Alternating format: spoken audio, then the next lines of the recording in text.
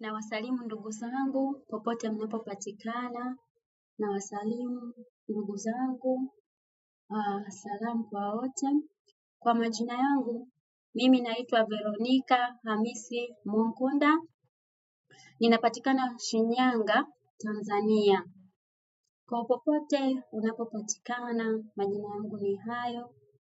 Kabla ya yote namshukuru muumba wa pekee ambaye ameumba mbingu na nchi. Namshukuru muumba ambaye ni Robert T. Namshukuru kwa madhihirisho ya neno lake, madhihirisho ya nguvu, madhihirisho ya uhai, madhihirisho ya nguvu. Hata hivi sasa niko mzima, namshukuru Roba kupitia neno lake. Siku ya leo wapendwa, popote unapopatikana, nataka kuwashirikisha mambo machache ya kiroho ambayo yanaenda kutujenga zaidi kiroho. Kama tunavyojua kila kitu katika hali hii inaonekana kinaanzia kiroho. Chochote unachotaka kufanya kinaanzia kiroho. Kwa hiyo nitakushirikisha mambo machache ya kiroho ili tuweze kujengana, Mimi ninaitwa Veronica Hamisi Munkunda, kama nilivyosema, ni mwanafunzi wa mzaliwa wa pili. Awali yoyote, tema au somo la siku ya leo ambao tunaenda kushirikishana, ninaenda kushare na nyinyi tema hii au mada hii au somo hili linasema Esombe anatangaza habari njema. Esombe anatangaza habari njema. Wengi tukisikia Esombe hatujui maana yake nini. Esombe katika Biblia hizo za kisasa tunaziita, ambazo ndo mnatumia kwa sasa, anaitwa Paulo au Paulo wa Tarso, au kabla hajawa Paulo alikuwa Sauli. Huyo katika uhalisia wa mambo sasa, katika uhalisia wa jina lake halisi alikuwa anaitwa Esombe.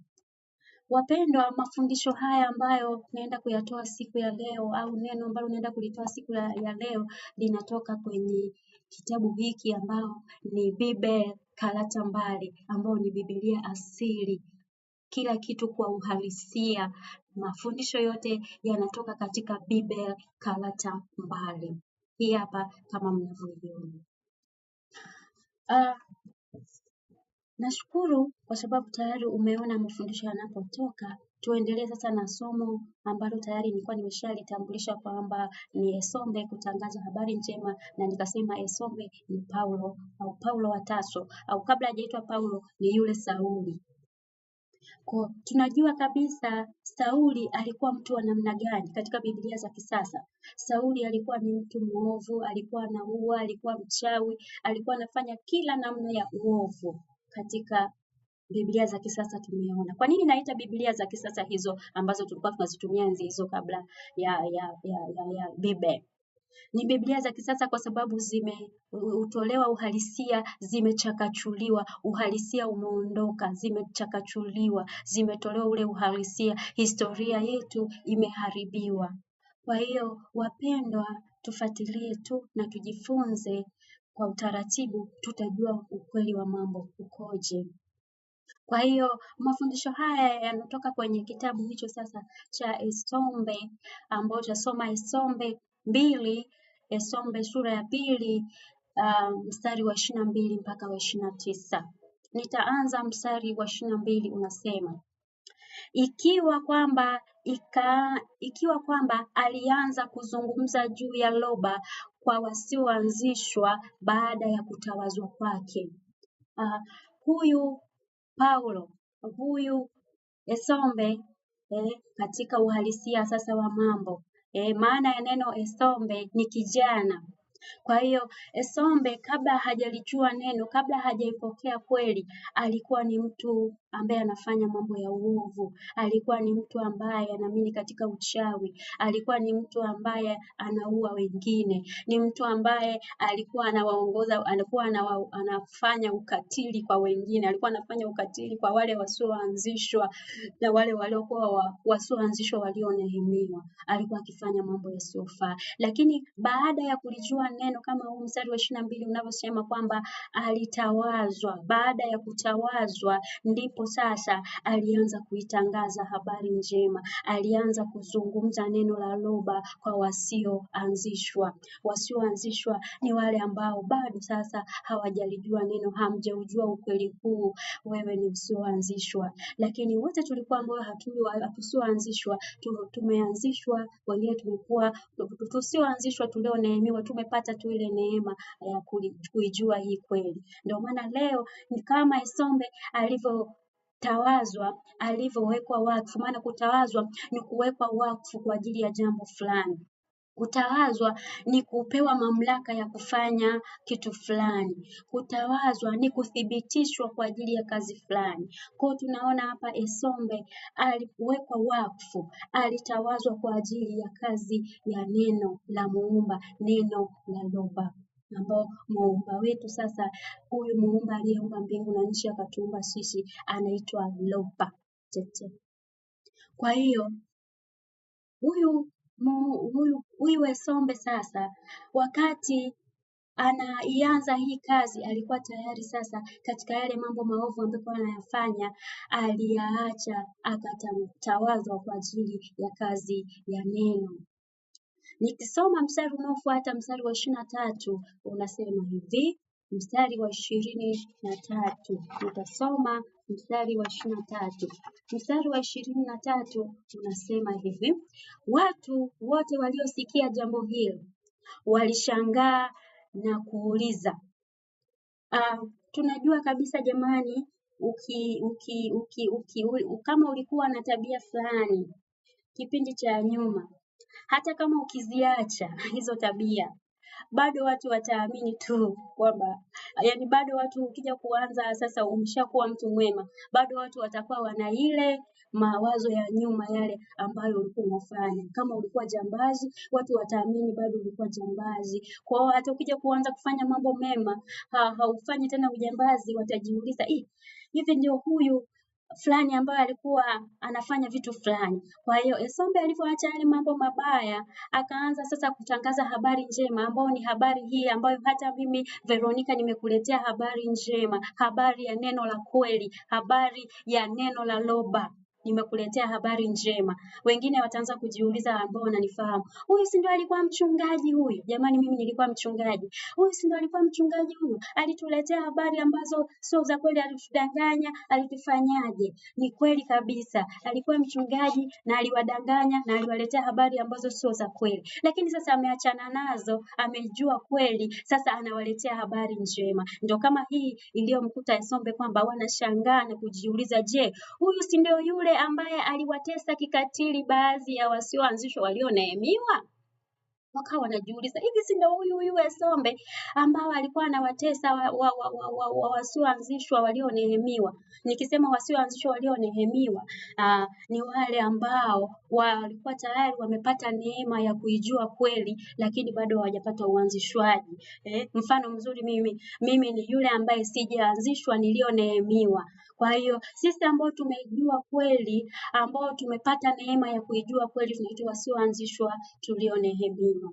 Kwa hiyo hata Esombe alikuwa anawatesa wale watu ambao tayari wamejua, wamepata neema ya kuijua hii kweli. Alikuwa anawatesa, anawafanyia mambo ya kikatili, anawafanyia mambo yasiyofaa. Ndio maana alivyoanza hatua ya kuitangaza habari njema, wakaanza kuulizana, huyu si ndio Esombe ambaye alikuwa anawatesa wale wasioanzishwa walioneemiwa, alikuwa akiwafanyia mambo ya kikatili, alikuwa akiwaua, si ndio huyu jamani? Kwa wakaanza kushangaa. Lakini siku zote ukiwa unafanya kitu fulani ambacho kilikuwa sio kizuri, kama mimi Vero ambao nilikuwa mchungaji, nilikuwa natangaza habari ambazo za Yesu ambao hata hajawahi kuwepo. Habari za Yesu ambao hajawahi kuwepo.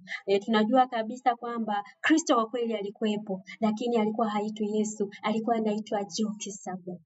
Kwa hiyo tunaona kabisa, utaanza kushangaa huyu si ndio fulani. Wewe ambao unazidi kushangaa huyu si ndio fulani, ndio hivyo maisha yanabadilika. Tupo katika kweli sasa ya neno la Roba, na kukaribisha sasa na wewe uweze kuacha yale ambayo ulikuwa unadanganywa na kutangatanga huku na huku, sasa ukasimame kuchunguza na kufuatilia kujua kweli, ili uwe huru, ili uweze kuwa huru kabisa, maana tunajua kabisa katika kweli hii tunakuwa huru. Mstari ambao unafuata ni mstari wa 24 unasema hivi: na je, hakuja hapa makusudi ili kuwakamata na kuwarudisha kwa viongozi wa wazungu?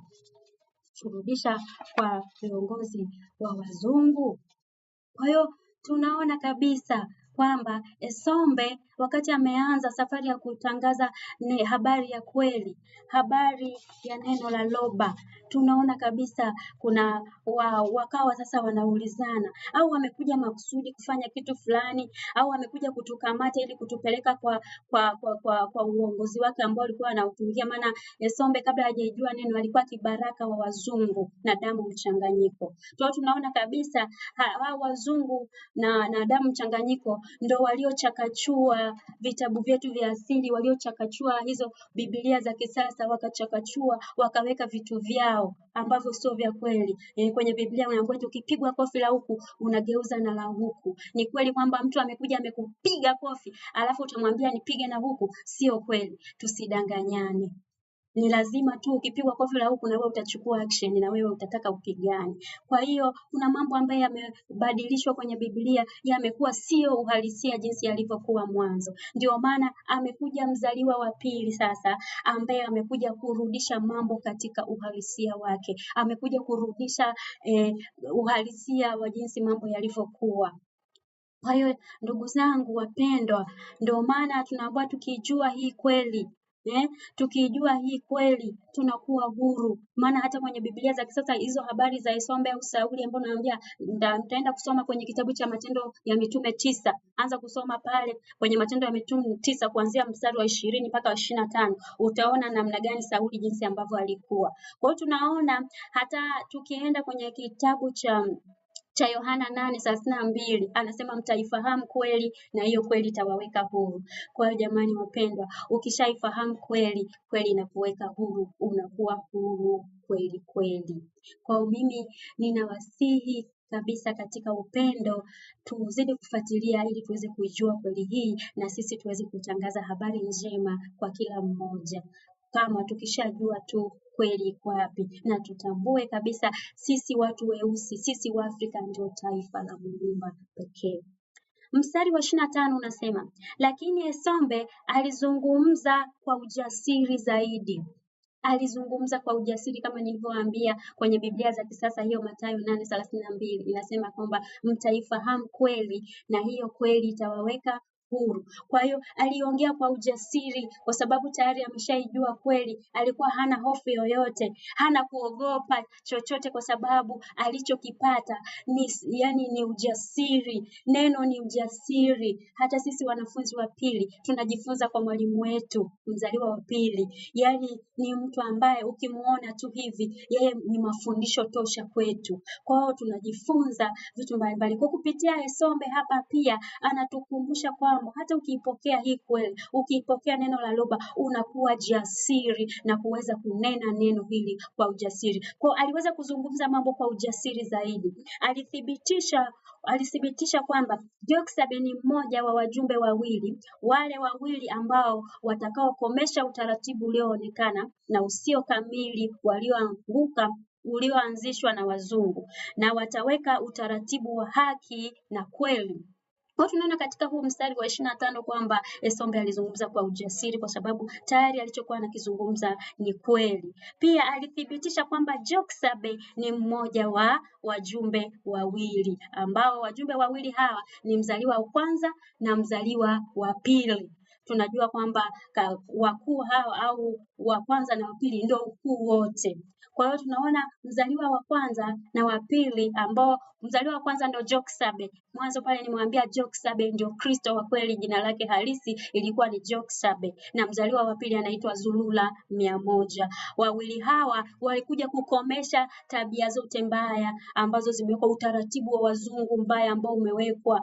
Kuna utaratibu wa kikatili ambao umewekwa na wazungu. Tunaona hata mpaka sasa hivi mambo ya ajabu ambayo yanafanyika katika wasee, katika Afrika yetu, mambo ya ajabu. Kwa wawili hawa wamekuja kukomesha taratibu zote mbaya, taratibu za kikatili, taratibu zote ambazo ziko kinyume na neno la Loba, na kuweka sasa utaratibu ambao ni wa haki na ukweli katika neno la Loba. Kwa chochote kile sasa kinawekwa katika uhalisia wake.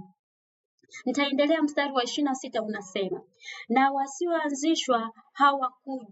wasioanzishwa hawakujua tena wamjibu nini. Kwa kulikuwa kuna wale ambao wasioanzishwa ambao bado hawajalipokea neno, wale ambao nilikuwa pia ni wazungu na damu changanyiko, na wale wasiolijua neno walinyamaza kimya, wakakosa chochote cha kujibu wakati Esombe anaeleza hizi habari njema, kwa sababu kilichonenwa ni ukweli. Popote ukweli ukitamkwa unakosa cha kusema. Kwa walikaa kimya, wakakosa cha kujibu kwa sababu kilichoongelewa ni kweli. Nitasoma mstari wa 27 pia unasema, baada ya muda walikubaliana ili kuondokana naye. Kwa yale Esombe ambayo alikuwa anayaongea, ambayo nimeshaambia Esombe alikuwa Paulo wa Tarso katika Biblia za kisasa. Kwa walibidi wakubaliane nayo hivyo hivyo kishingo upande, kwamba ili wakubaliane naye ili waondokane naye, kwamba waondoke pale, lakini waliondoka na dukuduku ndani, wakawa wanawaza namna mbaya ya kumfanya Esombe, yani ya kuwaza namna hata ya kumpoteza Esombe au ya kumuua Esombe. Kwa waliondoka na dukuduku ndani, ila wakaona tu wanyamaze waondokane naye ili waondoke pale, wakawa wameondokana naye. Mstari wa 28 unasema, Esombe alijulishwa kiungu juu ya njama zao. Kwa lile dukuduku walioondokana kwamba huyu Esombe ametuharibia mambo yetu kwa kuitangaza ile kweli, ametuharibia kile ambacho kwa kutangaza hizo habari ambazo walikuwa wamezileta, wakaona kama tayari amevuruga mfumo wote. Lakini Esombe alijulishwa kiungu, alijulishwa kwamba ambacho wanakiwaza ni hiki, wanaenda kufanya njama fulani, lakini alizijua hizo njama. Ukiwa na neno, yani njama yoyote mbaya ikipangwa ndani ya neno haiwezi kufanikiwa mpendwa. Ukiwa ndani ya neno ni furaha. Chochote kitakachopangwa kwa ajili yako hakiwezi kufanikiwa. Ndio maana hata Esombe walichopanga wazungu na damu changanyiko kwa ajili ya kumdhuru hakikumpata. Kwa tunaendelea mstari wa 29 ambao ni mstari wa mwisho, unasema, wazungu hata walilinda malango ya jiji usiku, walilinda malango ya jiji mchana na usiku ili waweze kumfuta.